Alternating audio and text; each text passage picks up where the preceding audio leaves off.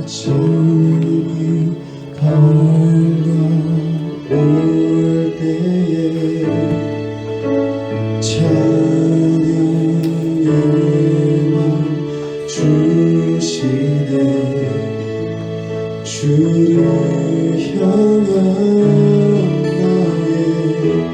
찬양, 주 마음 울리리.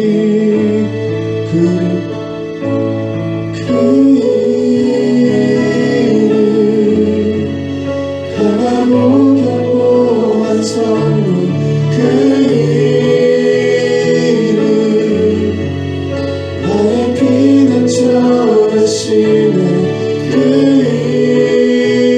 이름 구원의 능력 되시니 온 열방이 다 찬양하네. 그 이름 강하고 견고한 선물, 그 이름 나의 피난처 되시니 그 이름 구원의 능력 되시니 온 열방이 다 찬양하네. 그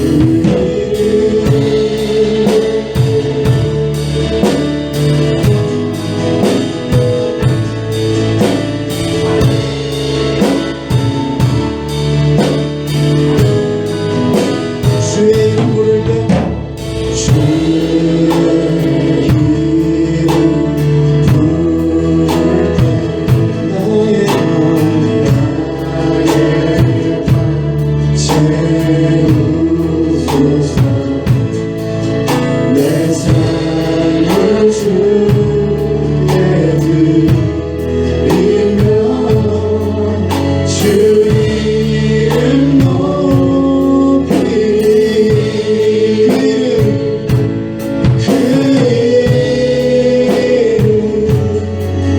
강하고 견고한 선물, 그 이름 나의 피난처 되시네. 그 이름 구원의 능력 되시니 온 열방이 다 찬양하네. 그 이름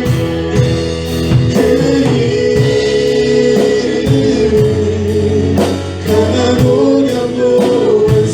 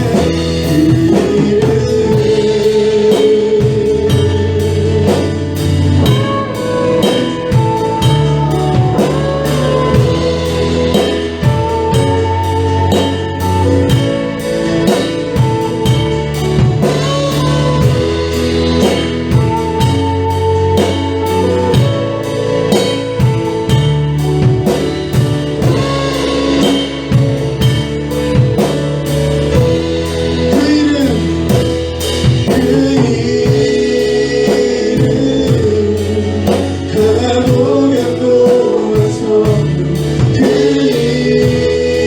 이름 나의 피난처 되시네. 그 이름 구원의 능력 되시니 온 열방이 다 찬양하네. 그 이름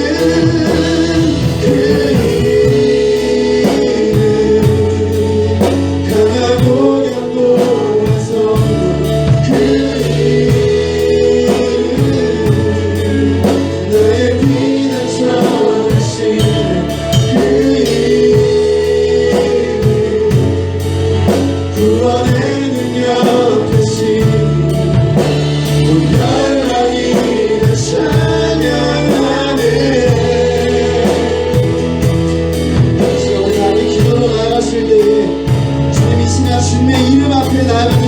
하여 주시옵소서. 시간 우리의 삶을 맡겨드립니다. 시간 앞에 기도로 준비 나가시겠습니다.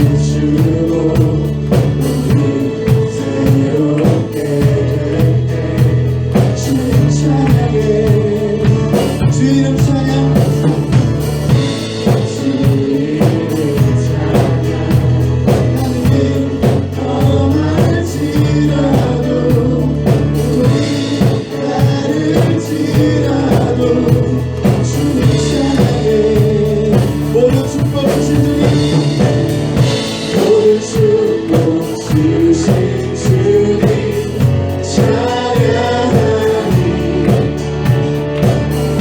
어느 날이 다가와도 나 외치니 주의 이름을 찬양해 주의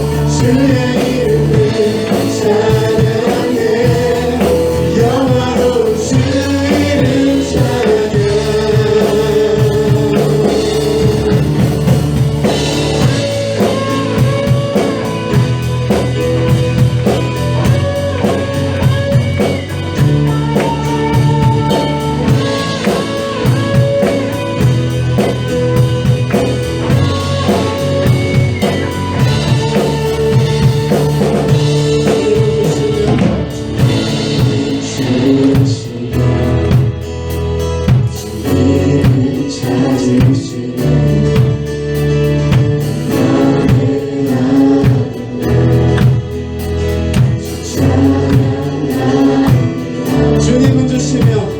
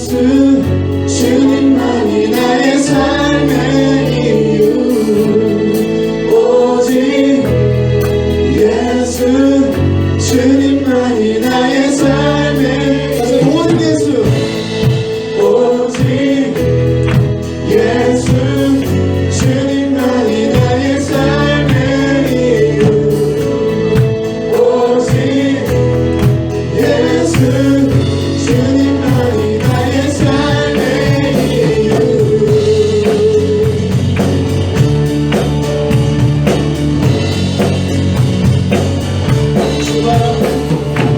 주님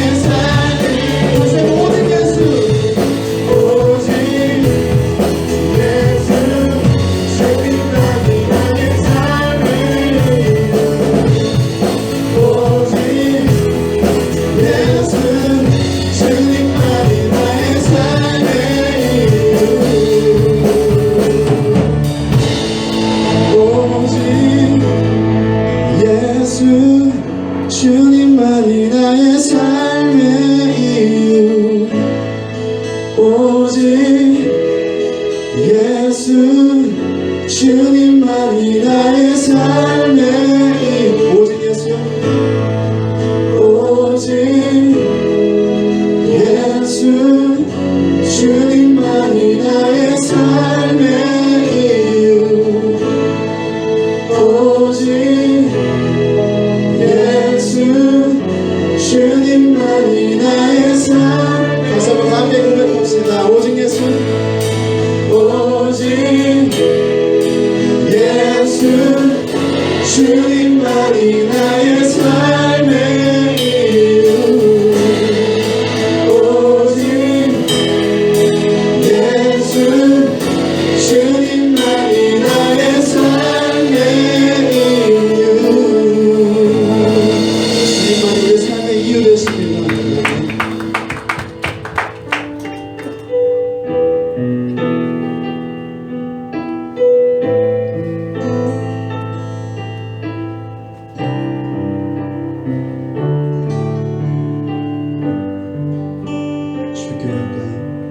주께 가까이 나를 이끄소서 간절히 주님만을 원합니다. 채워주소서 주의 사랑을 진정한 찬양 드릴 수 있도록 다시 한번 주께 가까이 나를 이끄소서 간절히 주님만을 원합니다. 채워주소서 주의 사랑을 진정한 찬양 드릴 수 있도록 목마른 나의 영혼 주를 부르니 나의 맘 만져 주소서 주님만을 원합니다. 더 원합니다. 나의 맘 만져 주소서 목마른 나의 영혼 주를 부르니 나의 맘 만져 주소서 주님만을 원합니다. 더 원합니다. 나의 맘 만져 주소서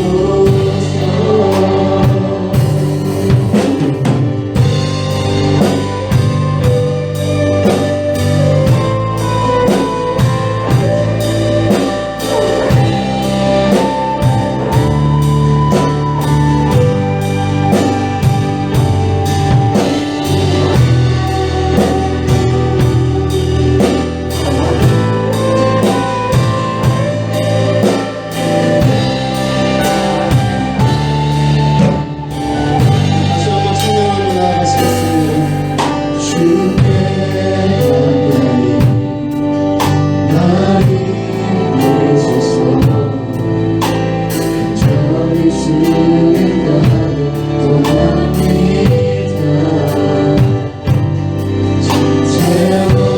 채워주소서 주의 사랑을 진정한 찬양 드릴 수 있도록 목마른 나의 영혼 주를 부르니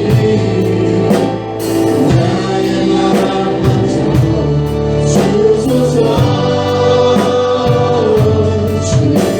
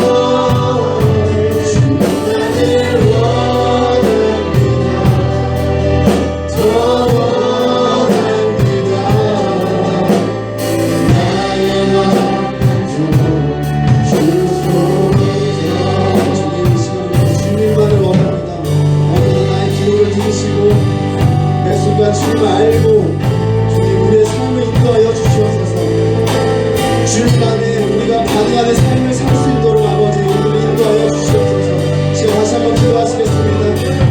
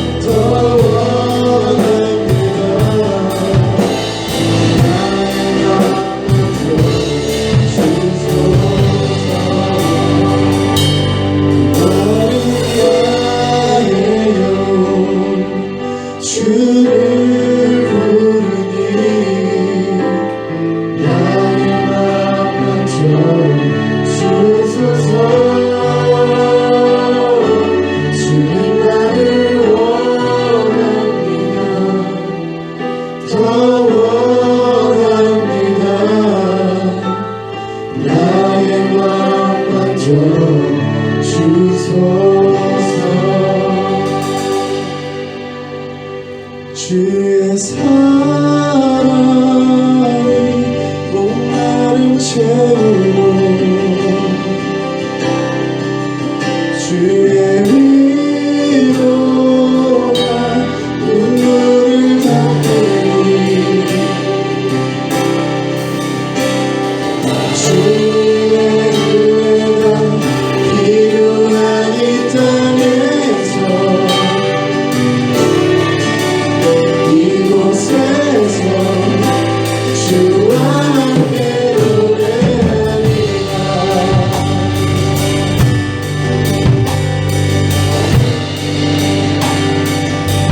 어제와 다른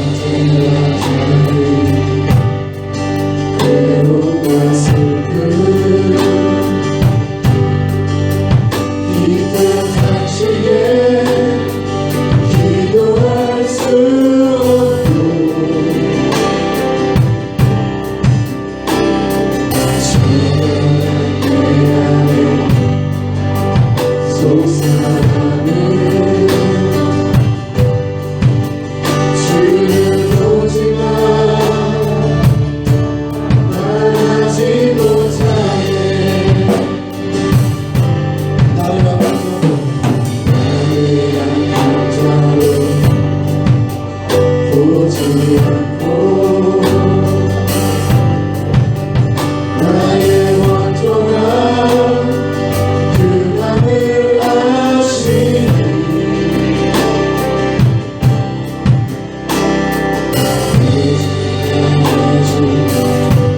내 주의 사랑이 나의 속삭임을 고쳐주시네.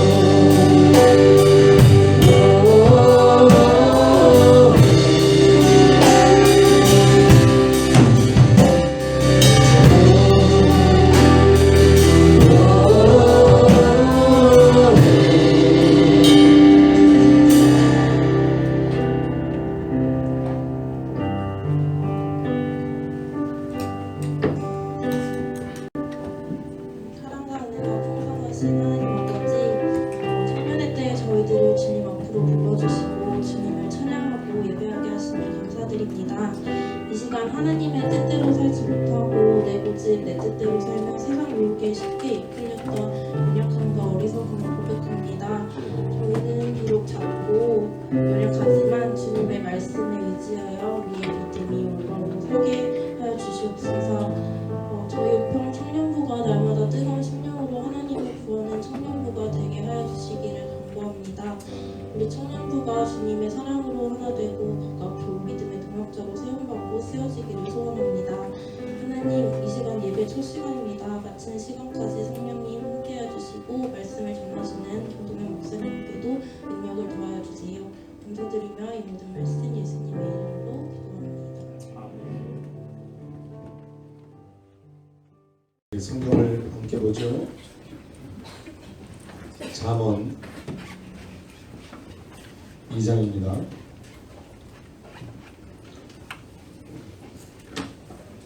잠언 2장 1절로부터 9절까지 우리 한 절씩 함께 교독하여 읽고 9절 다 같이 읽어보죠. 함께 읽겠습니다. 내 아들아, 내가 만일 나의 말을 받으며 나의 계명을 내게 간직하며 지식을 불러 구하며 명철을 얻으려고 소리를 높이며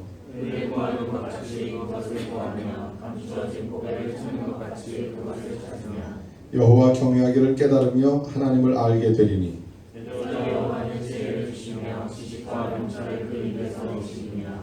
그는 정직한 자를 위하여 완전한 지혜를 예비하시며 행실이 온전한 자에게 방패가 되시나니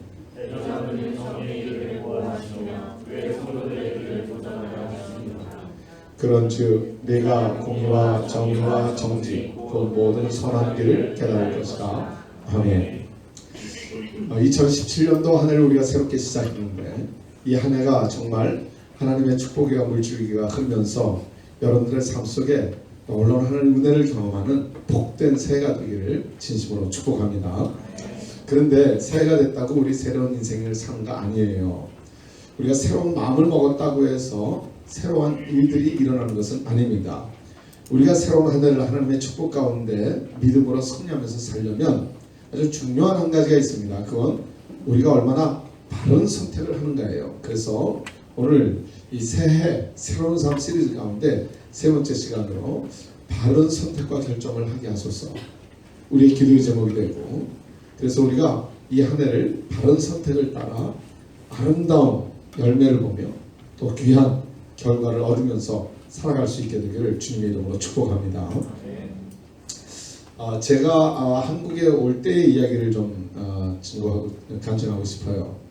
제가 이제 2007년도 여름에 한국에 이제 잠시 왔다 가면서 여러분들에게 제가 이 이야기를 했었던 것도 같고, 그런데 여러분 이제 한국에 청년들이 한 200명 같이 선지순례를 다녀오도록 했었어요. 그래서 이제 저보고 인도를 맡아달라 그래서 제가 같이 동행을 하게 됐습니다. 한국 나와서 같이 이제 이스라엘을 들려서 청년들과 함께 곳곳을 다니면서 또 의미가 깊은 곳에서 또 집회를 열고 그렇게 이제 한 2주 성지순례를 하고 이제 한국에 돌아왔어요. 그리고 이제 그 주 목요일이면 다시 이제 미국으로 돌아가야 되는데 주일날 저희 아버님이 마석에서 목회를 하시다가 은퇴를 하셨거든요. 그래서 이제 마석에 있는 교회를 이제 찾아가서 거기서 함께 예배를 드렸습니다. 그리고 이제 다시 숙소로 돌아오는데 구리를 지나게 돼 있어요. 마석에서 이제 서울로 올라오게 되면 구리를 지나면서 저희 이모가 계시는데 이모가 구리에 사시거든요. 그래서 가는 길에 이모에게 좀 인사를 하고 가면 좋겠다 하는 생각이 들어서 이제 전화를 했어요. 우리가 마침 앞에 지나가니까 잠시 인사를 좀 드릴게요 그랬더니 우리 지금 교회 오후 예배 드리러 가는 길인데 그러면은 집으로 오지 말고 교회에서 만나자. 그래서 교회로 오라고 가르쳐 주셨어요. 그래서 교회를 찾아가게 됐습니다. 도착하니까 한 5분 전쯤 됐어요, 예배 시작하기가. 그래서 이제 이렇게 이모부를 만나게 됐는데 이모부가 그 교회 장로님이에요. 그러면서 저보고 저 목사님한테 인사드리고 그리고 예배 들어가자고. 그래서 이제 한 5분 정도 남았는데 목사님 사무실로 가게 됐습니다. 그래서 가서 이제 인사를 드리면서 우리 이모부가 우리 조카인데 미국에서 목회하는 목사라고, 감리교 목사라고 소개를 했더니 그 목사가 하신 말씀이 어유 감리교 목사냐고 반갑다고. 감리교 목사는 어디 가나 설교할 준비하고 다녀야지 되는 건데 이렇게 왔으니 우리 교회에서 설교하고 가면 좋겠다고. 5분 전에 갑자기 그러는 거예요. 그래서 뭐 아멘하고 그리고 이제 그 예배에 함께 참여하게 됐습니다. 근데 그 교회가 저희 교회랑 분위기가 굉장히 비슷해요. 제가 미국에서 그때 당시 섬기던 교회와 젊은 사람들이 많고 또 앞에서 이제 무슨 헌신 예배를 드리는데 뭐 막 이제 율동을 신나게 하면서 얼마나 그냥 은혜가 충만한지요. 또 저는 아주 마음이 편안해지고 그래서 그냥 설교를 하는 김에 그냥 부흥회를 냈다 해버렸습니다. 열심히 이제 말씀을 전했죠.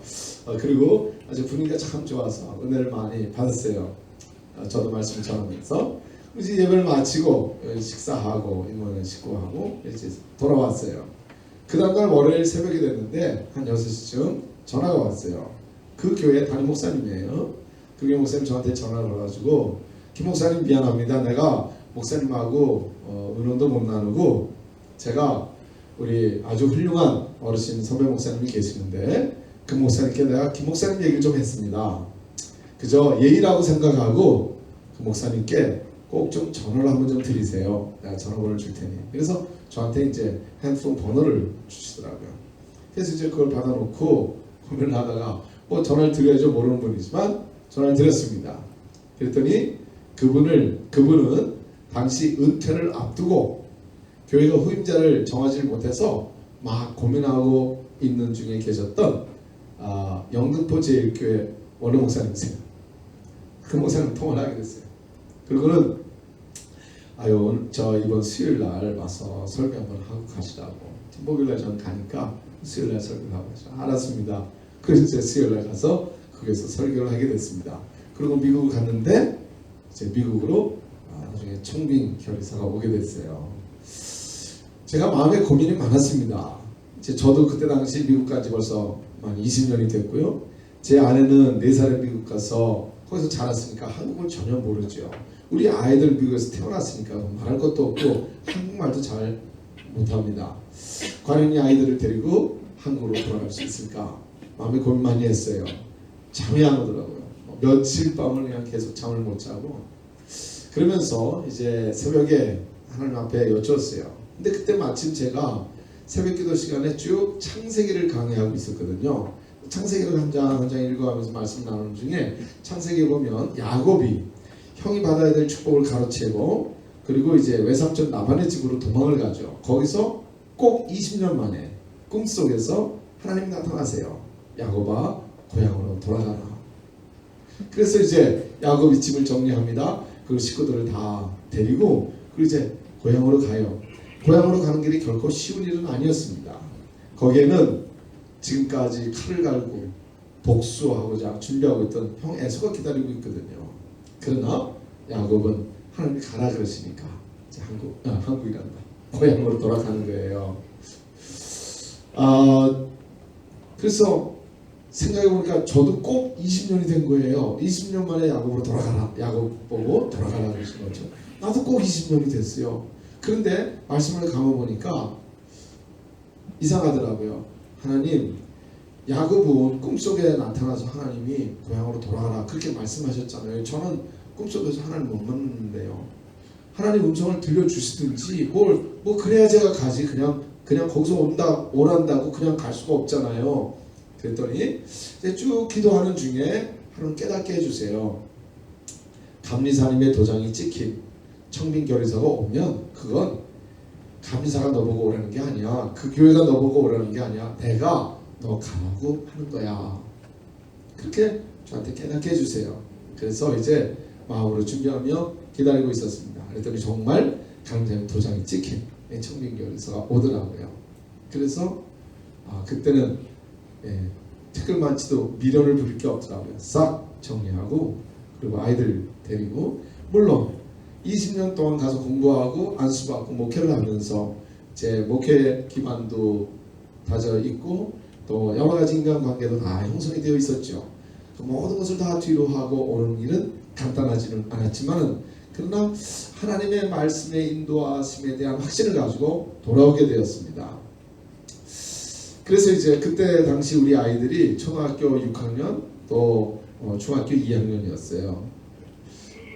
아이들에게도 쉬운 일은 아니었는데 결국 한국에 와서 중고등학교를 다 다니고 다시 이제 공부를 하러 가서 지금 공부하면서 방학 때 왔다 갈 때마다 우리에게 꼭 이야기해요. 그때 한국 오기 너무너무 잘했어 엄마 아빠. 그때 안 왔으면 나는 지금하고 많이 달라졌을 거예요. 그런 이야기를 해요. 우리 아들은 이 한국 사람의 정체성이 아주 굉장히 분명해졌어요. 한국말도 썩 잘하지 못하면서도 불구하고 이번에 다시 가면서 모자를 하나 사야 되겠다고 그러더라고요. 그래서 모자를 하나 사왔어요. 그러니까 여기 가운데 흰 모자인데 가운데 태극기가 딱 있는 거야. 그 모자를 딱 쓰고 그리고 이제 공항에 나가더라고요. 그래서 제가 기분이 참 좋았습니다. 그래, 한국에 오지 않았으면 아마 그러지 않았을 텐데 이 아이들이 아주 자랑스러운 한국 사람으로서 Korean Christian 아이덴티티를 가지고 자라는 모습을 보면서 제가 얼마나 고마웠는지 몰라요. 우리 아이들에게만 그럴까요? 아니에요. 저희에게, 저 자신에게 주신 축복이 너무나 놀랍습니다. 그때 만일 제가 한국에 들어오지 않았으면 우리 사랑하는 엄장로님 만나지 못했고 여러분들을 만날 수가 없었을 거예요.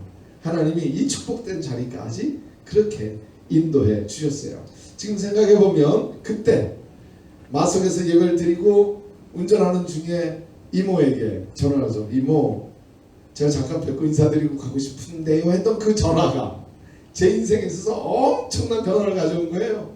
그때 가서 만나고 그리고 그 예배당에서 설교를 하는 바람에 그런 바람에 한국에 들어오는 길이 열려졌고 그리고 또 이렇게 하나님의 인도하심 속에 축복된 목회를 할 수 있게 되었습니다. 제가 드리고자 하는 말씀 뭔가 하면 작은 선택 하나가 우리의 인생을 송두리째 바꿀 때가 참 많아요. 그때 그 선택이 그때 그 결정이 나에게 이런 결과를 가져올 줄은 미처 몰랐는데 그렇기 때문에 아주 작고 사소한 것 같지만 결정 하나 선택 하나하나가 얼마나 중요한지 모릅니다. 우리가 그 결정을 바로 해야 합니다. 그 선택을 잘 해야 그 선택을 따라 가져오는 결과가 우리에게 복이 될 수 있어요. 그 결과가 우리 인생의 아름다운 열매가 될 수 있기 때문에 그 선택은 너무나도 중요합니다. 제가 글을 보니까 빌 게이츠, 마이크로소프트의 빌 게이츠가 대학 다닐 때 여자친구가 있었답니다. 근데 이 여자친구가 그냥 맨날 여자친구가 컴퓨터에만 매달려 사니까 와딱지가 나가지고 컴퓨터를 선택하든지 날 선택하든 둘 중 안에 하나만 해! 그리고 가버렸대요. 네, 아마 그 여자는 지금껏 후회하고 있을 거예요. 그때 그 남자를 선택하지 못한 것 때문에 아마 아직도 후회할 거예요. 우리의 선택 하나가 엄청난 결과를 가져옵니다. 바른 선택하는 것이 참 중요해요. 그런데 오늘 읽은 말씀 보니까 잠언 2장 9절에 이렇게 말씀합니다. 내가 내 말을 듣기만 한다면 바른 옳은 올고름이 무엇인지 알게 되리라. 또한 선을 이루는 길이 무엇인지 깨닫게 되리라. 여기 중요합니다. 내가 내 말을 듣기만 한다면 하나님의 말씀을 들을 때 그때 바른 옳은 올고름을 우리가 분별해낼 수가 있게 돼요. 그것을 알게 돼요. 무엇이 선인지를 깨닫게 돼요. He shows how to find the right decision. 바른 선택. Every time. 모든 순간마다 right decision을 하는 길을 하나님께서 보여주신다. 그렇게 말씀해 주시고 있습니다. 우리는 몰라요. 이 선택이 내일 어떤 결과를 가져올지 몰라요. 그런데 놀랍게도 하나님께서 그걸 보여주신대요. 그러니까 우리가 무언가를 선택하고 무언가를 결정할 때 가장 중요한 것은 하나님의 말씀을 따라 하나님의 말씀을 붙들고 그 하나님의 말씀을 통해서 선택하고 결정하는 것이 참 중요합니다. 그 일에 실패하면 우리의 모든 선택과 결정이 실패하게 돼요. 그래서 이 시간 우리가 특별히 하나님의 말씀을 따라 하나님의 뜻을 따라 바른 선택과 결정을 하는 것이 참 중요한데 어떻게 그렇게 할 수가 있을까? 바른 선택과 결정을 하려면 우리가 성령을 붙들고 우리 스스로에게 질문해야 되는 중요한 질문 5가지가 있습니다. 그것을 우리 함께 확인하려고 합니다. 첫째로 하나님의 말씀에 맞나 우리는 질문해야 돼요. 자기 자신에게 질문하는 거예요. 내가 지금 생각하는 게 내가 지금 결정하려는 게 하나님 말씀에 맞나? 성경에 맞나? 하나님이 오케이 하시나? 그것을 꼭 물으셔야 됩니다. 하나님 지금 뭐라고 말씀하시나? 스스로 잘 체크해 보십시오. 나의 모든 결정에 있어서 최종적인 권위는 하나님의 말씀에 있어야만 합니다. 만일 내가 세상의 가치관에 따라서 결정하게 되면 그것 반드시 후회를 가져올 수밖에 없습니다. 세상의 가치관을 따라서 결정하면요, 그건 마치 모래 위에 지은 집과는 같아요. 모래 위에 지은 집, 바람 불고 홍수 나면 무너져 내릴 수밖에 없잖아요. 그러나 말씀 위에 우리가 인생의 집을 짓게 되면 그건 마치 반석 위에 집을 짓는 것 같아서 아무리 바람 불고 홍수 나도 결코 흔들리지 아니합니다. 그러므로 하나님의 말씀을 뭐라고 그랬지? 하나님이 지금 오케이 하시나? 그것을 끊임없이 우리는 물으면서 선택을 해야 합니다. 분명히 여러분 확신하셔야 돼요. 하나님의 말씀이 1000년 전에 아니라 그랬으면요, 100년 전에도 아닌 거고요, 지금도 아닌 거고요, 앞으로도 아닌 거예요. 100년이 지나가도 1000년이 지나가도 하나님의 말씀이 아닌 것은 아니다. 이 기준이 여러분들에게 있어야 합니다. 하나님은 아니라 말씀하셨는데 내 삶의 현실이 그 말씀 앞에서 타협하면 안 돼요. 타협에는 결코 좋은 결과를 가져오지 않습니다. 지금 당장에 그게 좋아 보이죠? 그게 쉬워 보이죠? 그러나 하나님의 말씀이 아니라고 했으면 우리는 아니어야 합니다. 모든 사람이 99%가 다 그 자리에 있다 할지라도 하나님이 아니라 했으면 나는 1%의 그 자리에 서 있기를 두려워하지 마십시오. 그게 참으로 지혜로운 사람의 선택이고 결정입니다. 우리가 살아가면서 캄캄하고 답답할 때가 참 많아요. 뭐가 보이지 않을 때가 참 많아요. 젊은 날에는 더욱더 그렇습니다. 여러분들은 이제껏 살아온 날보다 살아갈 날이 참 많잖아요. 그런데 살아온 날이 길지 않기 때문에 살아갈 날을 생각할 때, 바라보면서 생각할 때 우리 눈이 열리지 않을 때가 참 많아요. 마음이 답답해요. 또 그만큼 대한민국의 젊은이들의 삶이 그만큼 팍팍하고 어려운 것만 같습니다. 그러니까 마음이 답답하죠. 도대체 내 앞에 어떤 일들이 벌어질 것이며 그것을 위해서 나는 무엇을 선택해야 될까? 마치 캄캄한 밤에 보이지 않아서 답답한 마음을 갖고 있는 것과 같은 그런 마음이 들 때가 많이 있을 거예요. 그때 필요한 게 뭐죠? 불빛이에요. 불빛이에요. 여러분들이 터널을 만일 들어가게 되면요, 캄캄해서 보이지 않죠. 그러나 저 끝에 열린 끝으로부터 들어오는 불빛이 있으면 그러면 그때부터는 마음이 괜찮아져요. 그 빛이 아무리 밝지 않아도 환하지 않아도요, 저 끝에서부터 불빛이 들어오게 되면 그럼 나는 어디로 가야 할지가 보이잖아요. 그 불빛이 밝지 않아도 나는 거기를 향해서 가면서 소망을 가지고 나아갈 수 있습니다. 그런데 아무런 불빛이 없으면 답답하죠. 막막하죠. 여러분들의 인생의 걸음 속에서 캄캄하고 답답할 때 그때 비추어주는 불빛은 과연 무엇입니까? 무엇이 여러분들의 인생을 비추어 인도해 가겠어요? 성경은 분명히 말씀하십니다. 시편 119편 105절 우리 같이 한 목소리 읽겠습니다. 주의 말씀은 나를 안내하는 등불이며 내 길을 비춰주는 빛입니다. 아멘. Your word is a lamp to my feet and a light for my path. 내 가는 길에 빛이 되십니다. 내 발에 등불이 되십니다. 참 놀라운 말씀이에요. 나는 안 보이는데 주의 말씀을 들 때 주의 말씀이 내 길에 등불이 되어주시네요. 한 걸음 한 걸음 내 걸음의 램프가 되어주시고 내 길을 비춰주시는 라이트, 하나님의 빛이 되세요. 그래서 그 말씀을 따라서 결정하여 한 걸음 한 걸음 떼게 되면 그 걸음과 그 선택, 그 결정은 지혜롭고 바른 선택이 되어져서 하나님이 인도해 주신 그 걸음을 걸어갈 수 있게 되며 그 길의 끝에서 우리는 놀라운 주의 영광을 보게 될 줄로 믿습니다. 우리가 하나님의 말씀을 때로는 다 이해하지 못할 때가 참 많습니다. 하나님의 말씀은 이 속에 하나님의 뜻이 담겨있기 때문에 우리는 우리의 언어를 가지고 우리의 지혜를 가지고 이 하나님의 뜻을 다 분간하기가 어려울 때가 참 많아요. 그래서 우리는 성경을 열 때마다 가장 먼저 해야 될 것인데 그건 뭔가 하면 성령님 저를 도와주셔서 하나님의 말씀을 깨달을 수 있도록 도와주세요. 이 기도가 꼭 필요합니다. 언제라도 여러분은 성경을 열 때면 국문학 박사여서 성경을 열면 척척 이해가 되는 게 아니에요. 이상하지요? 국문학 박사면 여기에 모든 논리의 구조를 다 이해하고 충분히 깨달을 수 있어야 될 것 같은데 성경은 그렇지 않아요. 이 속에 하나님의 뜻이 담겨져 있기 때문에 그래요. 국문학 박사도 이걸 다 이해하지 못합니다. 그런데 참 신기한 것은요. 가만 보면 할머니 권사님들 초등학교도 제대로 못 나온 분들도 계세요. 성경 읽을 때 떠듬떠듬 읽는데 그 속에 담긴 하나님의 뜻을 깨닫고 아멘 하면서 은혜를 받고 그리고 그 말씀을 따라 살아가는 복을 누려요. 그러니까 성경은 우리가 다 알아서 다 이해해서 그 말씀을 따라 살아가는 게 아님을 깨닫게 됩니다. 성경 우리가 다 이해하지 못한다 할지라도 다 알지 못한다 할지라도 상관없어요. 괜찮아요. 우리가 다 알기 때문에 그 길을 걸어갈 수 있는 건 아니에요. 전기에 대해서 저는 잘 모릅니다. 컴퓨터에 대해서도 여러분만큼도 모를 거예요 아마. 그럼에도 불구하고 저는 전기도 잘 쓰고요. 딱 했다 해가면서 컴퓨터로 다 나름대로 잘 사용합니다.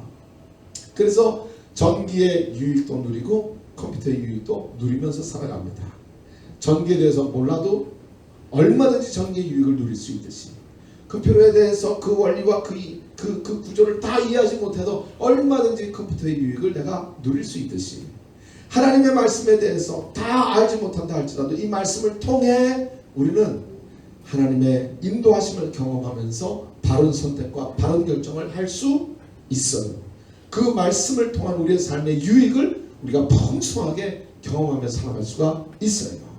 그렇기 때문에 난 몰라 난 읽어도 잘 어려워도 모르겠더라. 모르는 게 문제가 아니에요. 아는 것만 가지고도 내가 깨달은 것만 가지고도 하나님의 인도하심을 충분히 경험할 수 있습니다. 그래서 말씀 앞에 묻고 말씀의 인도를 받으며 말씀이 비추어지는 길을 걸어가는 게 그렇게도 우리에게 복되고 중요한 거예요. 하나님의 말씀을 절대 의심하지 마십시오. 하나님의 말씀을 의심하게 만드는 것은 마귀의 첫 번째 유혹의 전략입니다. 첫사람 아담과 하와도 바로 그 유혹 앞에 무너졌어요. 정녕 그렇게 말씀하시더냐? 그러고 나니까 의심이 생기죠. 그리고 죽을까 하노라 말씀하셨던 것 같은데 그러면서 말씀을 슬쩍 뒤틀어 놓고 그리고는 엉터리가 되어서 그 말씀을 불순종하는 자가 되어 저주와 멸망을 스스로 자초하고 말았습니다. 그러므로 우리가 어떤 선택과 결정 앞에 선다 할지라도 하나님의 말씀에 맞나 하나님의 말씀에 최종 권위를 두고 스스로 물어야 돼요. 묻는다고 하는 것은 하나님의 말씀이 아니라고 했다면 난 안 하겠습니다. 하나님이 맞다고 하시면 난 하겠습니다는 결단이 그 속에 들어있는 거예요. 그 결단을 가지고 하나님 앞에 물으십시오.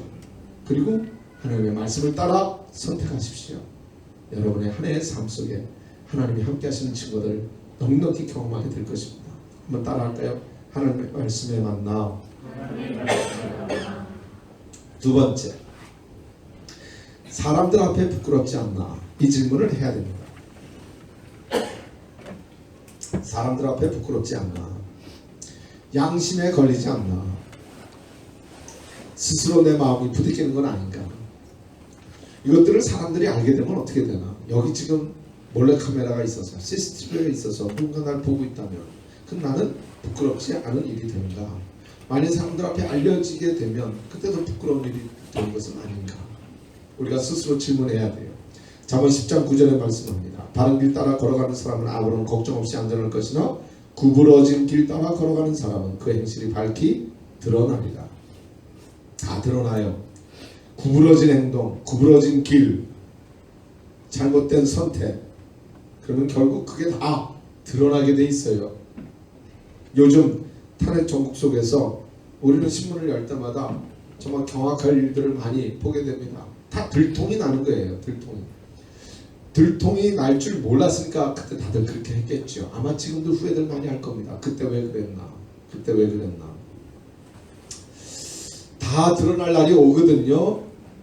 그러니까 지금 남들이 보지 않는 것 같아서, 남들이 모르는 것 같아서 스스로를 속이면 안 됩니다. 늘 내 신앙 양심 앞에서 부끄러운 일은 아닌가 물어야 돼요. 그리고 선택하십시오. 야고보서 4장 17절에 말씀합니다. 무엇을 하는 것이 옳은 일인지를 알면서도 행하지 않으면 죄가 된다는 것을 기억하십시오. 내가 알아요. 많은 경우에 내가 알아요. 내가 뻔히 알아요. 뻔히 알면서도 불구하고 그것을 안 할 때가 참 많습니다. 그리고 나중에 뭐라고 변명하죠? 몰랐어요. 그럴 때가 많다고요. 몰랐어요가 우리가 제일 많이 하는 변명 중에 하나예요. 우리가 뻔히 알면서도 선택하게 되는 이유는 뭐냐면요, 그게 그냥 편하니까, 그게 쉬우니까, 그게 내게 좋으니까 그냥 하는 거예요. 그 잘못된 것도 알고, 그 하나님이 좋아하실 것도 알고, 이게 부끄러운 일이라는 걸 알면서도 불구하고 지금 당장 내게 쉽고 좋으니까 그냥 합니다. 그리고 가만 보니까 남들 다 그래 하거든. 그러니까 그냥 합니다. 그런데 그 일들이 다 드러날 때가 오거든요. 그건 우리 자신에게 엄청난 부끄러움을 가져오게 되어 있습니다. 그러므로 선택할 때마다 물어야 돼요. 로마서 14장 14절에 말씀했습니다. 만일 그것이 나쁘다고 믿어지거든 이미 먹는 자체가 나쁜 일을 저지르는 셈이니 먹지 마십시오. 지금 먹기 전에 그것이 나쁘다고 믿어졌어요. 이건 나쁜 건데, 그 마음속에 깨닫고 그럼 그만한 믿음이 있어요. 그런데도 에이 뭐 남들 다 먹는데 나도 먹지 뭐, 그러면 그 자체가 이미 나쁜 일을 저지르는 거예요. 그러니까 성령이 감동하시며 우리에게 깨닫게 하실 때에 그때 순종해야 됩니다. 그래서 스스로를 속이지 말아야 됩니다. 내가 뻔히 지금 마음에 다 깨닫고 아는데도 불구하고 그냥 덮어두고 그러지 마세요. 스스로 질문하셔야 됩니다. 사람들 앞에 부끄러운 일은 아닌가? 한번 따라 하실까요? 사람들 앞에 부끄럽지 않나? 세 번째는요, 나 자신에게 유익한가 하는 질문을 해야만 합니다. 나 자신에게 유익한 일을 선택하십시오. 그런데 여기 나 자신에게 유익한 일을 선택한다고 하는 것은 나 좋은 거, 그래서 이기적인 것을 선택하는 말은 아닙니다. 이 결정을 통해서 내가 얼마나 더 좋은 사람이 되어질 수가 있을까? 이걸 통해서 내가 얼마나 더 성숙해질 수 있을까? 나는 얼마나 더 발전을 이루어갈 수 있을까? 이것을 선택하게 되면 내가 얼마나 더 예수 닮은 사람으로 변화될 수 있을까? 요걸 늘 생각해야 되는 거예요. 이 질문을 하라는 말씀이에요. 고린도전서 10장 23절에 말씀했습니다. 모든 것이 다 허용된다고 모든 것이 다 유익한 것은 아니며 모든 것이 다 덕을 세우는 것은 아닙니다. 내게 지금 자유가 있어요. 그래서 모든 것이 다 허용이 돼요. 할 수가 있어요. 뭘 해도 괜찮아요. 그러나 나 하고 싶은 거 다 하면 유익이 없다는 말씀이에요.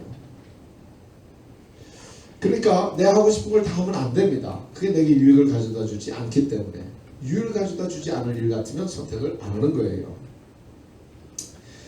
이 선택을 할 때마다 이제 어려운 선택은 뭔가 하면 선과 악이 분명하게 구분이 되지 않을 때가 있습니다.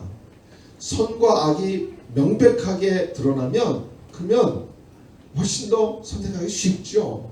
그러나 선과 악이 모호할 때도 있고요.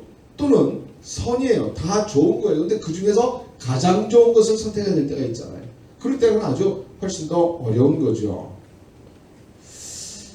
그럴 때마다 우리에게 물어야 되는, 스스로에게 물어야 되는 중요한 질문이 바로 그거예요. 내가 이 선택을 통해서 얼마나 발전과 성숙을 이루어갈 수 있을까 하는 이 질문입니다. 제가 미국에서 목회할 때 이런 경험이 있습니다. 이제 평일날 성경 공부를 인도했었는데요. 이제 마치고 늦게 집에 이제 들어가게 됐어요. 그런데 제 아내가 이제 집에서 혼자 비디오를 보고 있었습니다. 그때 이제 미국에서는 한국 사람들이 이제 이 고국의 소식을 듣기를 원하지만은 뭐 미국의 그 텔레비전 방송이 이제 뭐 LA라든지 뉴욕이라든지 큰 도시에는 나오긴 하는데 한 2시간 또는 한 3시간 그 정도밖에 한 프로그램을 방영하지 않아요.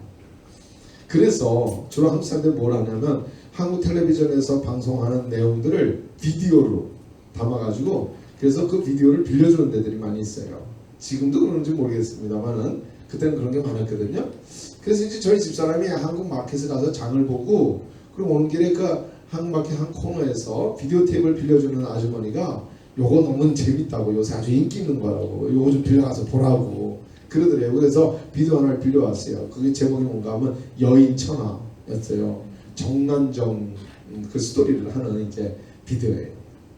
그 이제 드라마를 갖고 와서 열심히 보는 거예요. 근데 이 사람이 이제 제 아내가 4살 때 미국에 가가지고 이제 유치원부터 미국에서 자랐으니까 한국 역사를 잘 몰라요. 그리고 그런 스토리들을 전혀 모르죠. 그러니까 재밌기는 하지만 그 배경이니 뭐니 이제 이런 걸 잘 모르니까 궁금한 것도 많죠. 그래서 저한테 물어보더라고요. 그래서 이제 제가 아내에게 대한민국의 역사와 문화를 가르쳐 준답시고 제가 같이 드라마를 보면서 설명도 해주고 그리고 재밌게 봤어요. 한참 재밌게 보는데 끝나는데 그냥 아슬아슬하게 끝나더라고. 드라마가 늘 그렇잖아요. 그래서 아니 그래서 하나 더 없냐고 그랬더니 없대. 하나만 갖고 왔대. 그래서 비디오를 빌려오려면 좀 여러 개 빌려오는 거지. 그래 하나만 빌려왔냐고. 그런데 나중에 이제 집사람 가서 여러 개를 빌려왔어요. 그래서 그 다음에 이제 또 여러 개를 보는 거예요. 아슬아슬했거든. 그 다음 거. 또 아슬아슬했거든. 그 다음 거. 근데 요즘엔 말이죠. 그런 드라마 한 번 하면 막 한 시간 반씩 이렇게 하잖아요. 그러니까 한 3개만 연거 봐도 몇 시간 보는 거예요. 한 4시간 넘어가요. 그러니까 밤늦게 성경 공부하고 들어와가지고 밤을 꼴딱 새다시피 비디오를 보는 거예요. 그리고 이제 그 다음날 새벽기도 나가야 되잖아요. 새벽기도 나가는데 얼마나 피곤한지 잠을 못 자가지고 쩔쩔매고 그리고 이제 예배 마치고 기도하는 시간에 기도가 되나요? 그냥 조는 거지 뭐. 예. 졸면서 그냥 이러다가 성은이 만극하여이다 뭐 이런 거 하나 나오는 거예요. 그것만 계속 봤더니 그게 저를 세뇌시켰더라고요. 예. 근데 이제 우리 한국 사람들이 기도하는 그 이 언어의 표현하고 그 사극에 나오는 표현하고 비슷한 데가 많거든요. 그리 하시옵소서, 하시옵나이다 뭐 이런 거 많이 하잖아. 그러니까 기도하다 보니까 그냥 어느 순간 이게 엉켜가지고 성은이 만극하여다가 절로 나오더라고요. 그래서 마음에 걸리고 찔리더라고요. 제 아내하고 의논을 했습니다. 여보 우리 비디오 끊읍시다. 비디오 끊읍시다. 예. 그래서 이제 비디오 끊기로 작정했어요. 그래서 이제 가다가 그냥 이렇게 한국마켓 같은 데 가서 이제 장을 보다가 빗자만 보면 이제 딱 발걸음을 돌리는 거예요. 한번 가다 빗자가 보이는데 딱 가만 보니까 비닐 장판 근데도 그냥 빗자만 보고도 놀래가지고 비디오를 보는 게 죄인가요? 비디오를 보는 게 악한 일인가요? 그건 아니죠. 한국의 드라마 얼마든지 볼 수 있지요. 그런데 저에게는 그 일이 전혀 유익한 일이 되지는 않더라고요. 그게 선과 악의 문제는 아닐런지 모르지만 목사로서 밤늦은 시간 드라마를 틀어놓고 그걸 그냥 밤새 보는 것은 전혀 저에게 유익한 일이 아니더라고요. 그래서 그걸 끊기로 했습니다. 여러분들에게도 선택의 순간에 섰을 때에 이 일이 나로 성장하게 만들며 나의 믿음에 도움이 되며 하나님 앞에 더 예수 그리스도를 닮은 예수의 제자로 나아가는 삶에 얼마나 유익한가 질문하셔야 됩니다. 그것에 따라서 선택할 수 있어야 됩니다. 그것이 여러분들의 결정에 좋은 결과들을 가져오는 아주 결정적인 요인이 되어집니다. 자, 나 자신에게 유익한가? 한번 따라 하실까요? 나 자신에게 유익한가?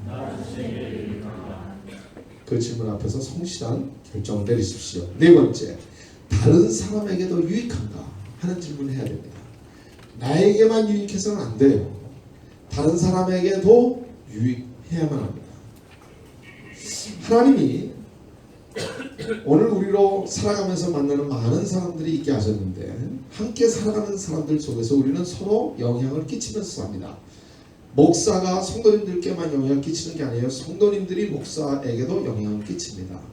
그래서 참 희한하죠. 어느 교회는 가서 설교를 하면요, 설교가 잘 돼요. 이상하지요? 설교야 자기가 하는 실력만큼 하는 게 아니에요. 네. 성도님들의 반응과 성도님들의 마음의 자세에 따라서 설교자가 굉장히 많이 바뀌어져요. 그래서 서로 영향을 주는 거예요. 저는 설교를 하면서 여러분들에게 영향을 끼치는 것 같지만 여러분들은 동시에 저에게 엄청난 영향을 주고 부모님이 자식에게 영향을 주는 것 같지만 자녀가 부모에게 영향을 주고, 선생님이 학생들에게 영향을 주는 것 같지만 학생들도 선생님에게 영향을 주고, 우리는 서로 살아가면서 이렇게 계속 영향을 주고 받게끔 되어 있어요. 하나님이 오늘 그 사람들을 만나게 하시고 그 사람들과 함께 살아가도록 하신 것은 그 속에서 나를 통해 하나님의 축복을 나누며 나를 통해 축복의 물줄기가 흘러가므로 복의 근원되어 살아가게 하시려고 하나님이 나를 그곳에 두셨습니다. 이 사실을 우리가 꼭 기억해야 돼요. 그래서 내가 지금 선택하고 결정하는 일이 이들에게 유익함이 될 것인가, 하나님이 나를 복의 근원으로 쓰셔서 저들을 복되게 하실 것인가, 이것에 대해서 반드시 생각해야 합니다. 그것을 꼭 스스로에게 질문할 수가 있어야만 합니다. 내게는 좋은 일이지만 다른 사람에게는 전혀 유익하지 않은 일이라면 그 일을 선택하지 않아야 합니다. 이 세상은 거꾸로 가르쳐주죠. 우리에게 반대로 말합니다. 너 좋으면 그만이야. 너 하고 싶은 말 하는 거지. 세상은 그렇게 말해요. 너 성공하는 걸 위해서 누가 뭐래? 내 좋아하는 대로 너의 감정에 충실하고 너 하고 싶은 건 너 성공하기 위해서 너 달려가면 그만이야. 너 하나만 생각해도 바빠. 뭘 언제 남 생각할 새가 있어? 그냥 너 하고 싶으면 하면 되지. 세상은 그렇게 가르쳐줍니다. 그러나 하나님은 그렇게 말씀하지 않으세요. 내가 너를 그곳에 둔 것은 너로 인해 그들이 복을 받고 너로부터 축복의 물줄기 흘러가게 하기 위하여 내가 너를 세웠단다. 너 하나만 잘 살면 안 된다. 너 때문에 다른 사람들을 유익하게 해야 한다. 그것이 내 뜻이란다. 주께서 말씀하세요. 그러므로 우리가 판단할 때마다 내가 남들에게 얼마나 유익한 존재로 살아갈 것인가, 우리들에게 중요한 질문이 되어야 합니다. 그래서 하나님은 우리들을 판단하실 때 남들에게 어떻게 했나를 꼭 보세요. 그래서 로마서 14장 12절로 13절에 말씀하죠. 그때에 우리는 각각 자기 일을 하나님께 사실대로 아뢰게 될 것입니다. 그러니 이제부터는 형제를 넘어뜨리거나 죄짓게 하는 일은 하지 않기로 결심합시다. 여러분 꼭 이 새로운 한 해를 시작하면서요 결심하셔야 돼요. 그냥 되는 대로 살기에는 이 한 해가 너무 조금밖에 안 됐어요. 이제 보름 살았어요. 2017년도 한 해 하나님께서 우리들에게 선물로 주셨는데 우리 이제 보름밖에 안 됐어요. 이제라도 마음의 새로운 결심을 가지고 나의 존재로 말미암아 다른 사람들에게 유익과 축복을 나눠준 존재로 살아가리라 결심하셔야 합니다. 그리고 선택을 하세요. 그리고 결정을 하세요. 로마서 15장 1절로 2절에 말씀했습니다. 다 같이 한 목소리 읽죠. 믿음이 강한 사람들은 믿음이 약한 사람들을 보살펴주고 우리 자신만 기쁘게 해서는 안 됩니다. 우리는 이웃을 기쁘게 하여 서로 유익하게 하고 덕을 세우도록 해야 합니다. 아멘. 서로에게 유익이 되어 주십시오. 우리 젊은이들이 모여 사부의 예배를 함께 드립니다. 여러분들이 서로 함께 유익을 주는 하나님의 축복을 나누는 존재로 서 계십시오. 저 사람이 없으면 내가 잘 안 되고요. 나 때문에 저 사람 잘 되고요. 우리 그렇게 그런 복된 관계가 되셔야 합니다. 네. 우리 옆에 분들에게 얘기해 줍시다. 내가 잘할게요. 잘해줄 마음이 별로 없네. 잘해줄 마음이 별로 없어. 유익하게 한번 따라 하실까요? 다른 사람에게도 유익한가? 하나님이 다 보고 계세요. 하나님 다 아십니다. 하나님만 아시지 않습니다. 우리도 알아요. 저 사람이 우리를 유익하게 하기 위하여 얼마나 희생하며 살아가는 사람인지, 얼마나 수고하며 살아가는 사람들인지 알아요. 저는 우리 청년부의 임원들이 너무나 고맙습니다. 또 목자들이 너무나 고맙습니다. 우리 목자님들은 목장을 섬길 때에 자기 자신의 유익만을 구한다면 목장을 섬길 일이 없어요. 목장은 서로 함께 모이는 작은 모임이 아닙니다. 그 모임 자체가 이미 교회고요. 그곳에서 만나는 사람들과 함께 주님이 원하시는 교회를 이루어가는 거예요. 그러니까 저들은 목자의 마음으로 목장 식구들을 섬기면서 위하여 기도하고 저들의 필요가 발견될 때마다 그것을 위해서 희생하면서 여러분들 도울 거예요. 그러므로 여러분은 여러분의 목자를 바라볼 때마다 그냥 청년부 임원으로 생각하지 마세요. 우리 목장의 목자님이 나를 얼마나 사랑하며 나를 위해서 기도하는지 그들의 마음의 자세를 보십시오. 그리고 그들의 희생과 헌신을 존귀하게 여기십시오. 그걸 존중해 주세요. 그리고 함께 그 모임에서 우리의 진실한 마음들을 나누어 봅시다. 그러면 우리 목자님들은 정말 그 내용이 나의 아픈 이야기, 나의 당면한 숙제, 내가 풀어야 할 중요한 기도의 제목이라고 생각하고 간절히 위해서 같이 기도할 거예요. 그 기도하는 가운데 목자가 대단해서가 아니고 목자가 기도하는 그 하나님이 대단한 분이셨어. 그 기도를 들으시고 그 목자는 식구들에게 귀하고 아름다운 응답의 열매들을 분명히 주실 거예요. 그래서 목장에 모일 때마다 저 목자가 할 일이 없어서 저게 아니라 나를 유익하게 하기 위하여 저렇게 애를 쓰고 있구나, 그렇게 생각하고 그들을 존귀히 여기면서 목장에서 여러분들의 마음을 나눠보십시오. 여러분들의 생각을 나누고 그리고 여러분들의 기도의 제목을 나누는 일에 인색하거나 주저하지 마세요. 얼마든지 나누세요. 그리고 함께 그 나눔과 또 섬김과 기도를 통해서 하나님이 응답해 주시고 하나님의 살아계심을 구체적으로 경험하는 그런 목장들이 되시기를 주님의 이름으로 축복합니다. 마지막 질문이 있네요. 내가 할 수 있는 최선인가? 내가 할 수 있는 최선인가? 여러분 물으셔야 됩니다. 우리가 뭔가 일을 할 때요, A를 할 수도 있고 B를 할 수도 있습니다. B를 하면 쉬워요. 별로 고생 안 해도 되고 그냥 대충 그리 해도 무난합니다. 그런데 A를 선택하게 되면 그만큼 손이 더 많이 가고 그만큼 수고를 더 해야 되고 그래요. 그러나 B를 선택하게 되면 무언가 안 될 건 없지만 무언가 부족해. 2% 부족함이 있어요. 그러나 A를 선택하면 내가 그만큼 수고도 더 하고 손도 더 많이 가고 그만큼 더 시간도 많이 쏟아야 했지만 그러나 좋은 결과가 있을 게 보여. 그때는 나는 무엇을 선택하죠? 나의 최선을 선택하는 거예요. 하기 쉬운 일 선택하는 게 아니고 최선을 선택하는 거예요. 그 최선을 선택하는 사람들을 하나님이 쓰세요. 그래서 그 최선의 선택 가운데 하나님이 좋은 열매를 허락해 주십니다. 영어로는 그런 사람을 뭐라 그러냐면 많이 쓰지는 않는 단어인데 기뻐라는 단어를 써요. 기뻐. 이 기뻐는 시키지 않았는데도 이렇게 하면 더 잘 되겠네, 이렇게 하면 더 좋겠네, 그래서 시키지 않았음에도 불구하고 그 일을 자청하여 헌신해서 최선을 다하는 사람들이에요. 하나님은 반드시 그런 사람들을 쓰세요. 여러분, 우리 교회에 이제 은퇴하실 담임 목사님을 위해서 기도하는 장로님들이나 권사님들이나 성도님들의 기도를 유의해서 들어보면 공통적인 표현이 하나 있어요. 그건 뭐냐면 지난 24년 동안 정열을 다 쏟아 헌신하신 우리 목사님, 정열을 다 쏟아 헌신하신 목사님이라는 표현이 이상하죠. 공통적으로 다 나와요. 그건 그분이 그렇게 사역을 하셨다는 증거지요.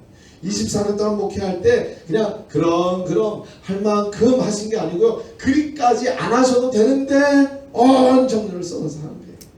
저는 우리 담임 목사님이 우리 자녀들을, 우리 젊은이들을 축복하면서 한 사람 한 사람 기도해 주시는 모습을 보면서 저 얼마나 많은 도전을 받았는지 모릅니다. 특히 큰 교회 목사님들은요, 그런 거 안 하세요. 그런 거 안 하세요.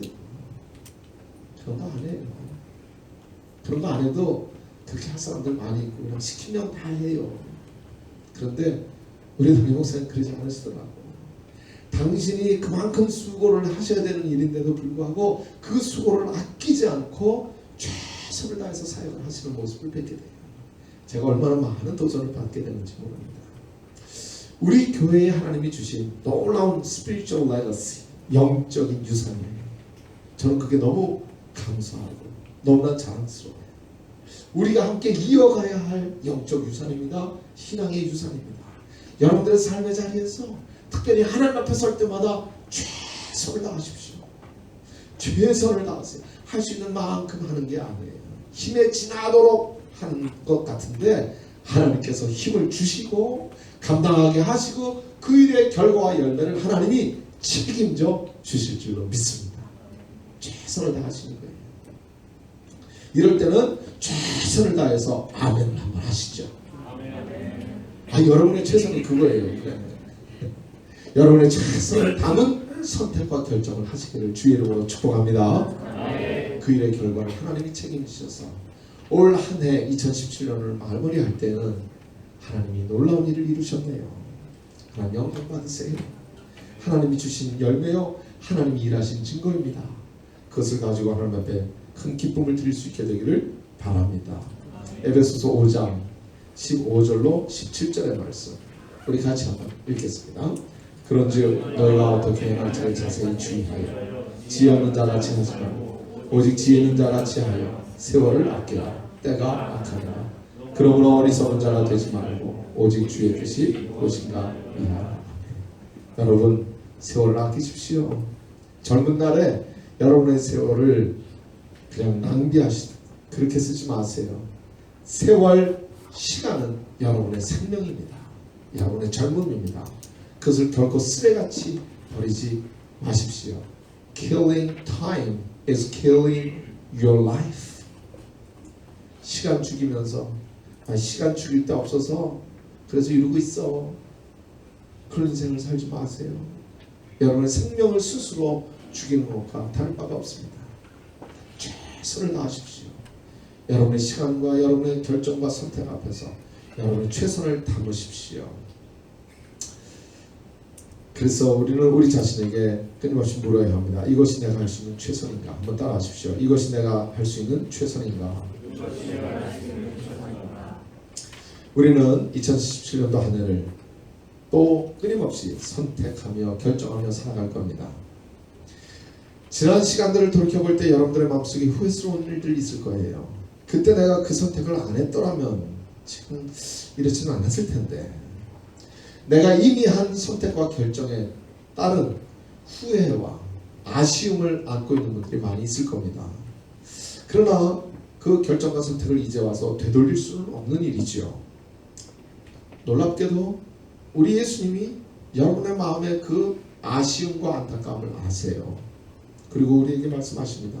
내가 과거에 어떤 결정을 했든지 어떤 선택을 했든지 나는 그것을 상관하지 않는다. 왜냐하면 내가 너를 사랑하기 때문이다. 내가 너의 그 후회와 아픈 마음을 내가 치료해주마. 내가 회복시켜줄게. 이제는 내 멋대로 결정하지 말고 나와 같이 의논하자. 내게 물어라. 나와 함께 결정하자. 내가 너의 걸음을 인도하길 원하는데 나에게 물어보려구나. 우리 지금 그렇게 말씀하세요. 이게 성경에 맞는 건지, 하나님과 사람 앞에 부끄럽지 않은 일인지, 이것이 내게 얼마나 성장과 성숙을 가져다 주는 유익을 가져올 것인지, 다른 사람에게 유익이 되는 일이 될 것인지, 그리고 정말 최선인지 물어라. 너 자신에게 늘 정직하게 묻고, 그리고 또 나에게 물어보아라. 내가 너의 목자이지 않니? 내가 너를 지금 붙들고 인도해 줄게. 우리 주님이 오늘 여러분에게 말씀하십니다. 하나님 앞에서 결단하십시오. 그리고 금년 한 해 모든 선택과 결정이 하나님의 뜻에 맞추고 잘 결정함으로 아름다운 열매 맺히게 되기를 주님의 이름으로 축원합니다. 기도하겠습니다. 살아계신 하나님 감사합니다. 2017년도 한 해를 시작하고 이 한 해만큼은 정말 지나간 순간 후회와 아픔이 많이 있지만 그 일을 다시 반복하지 아니하며 다른 선택과 결정을 통해 그 결과와 그 열매가 복되고 아름다운 것이 되어 우리의 인생이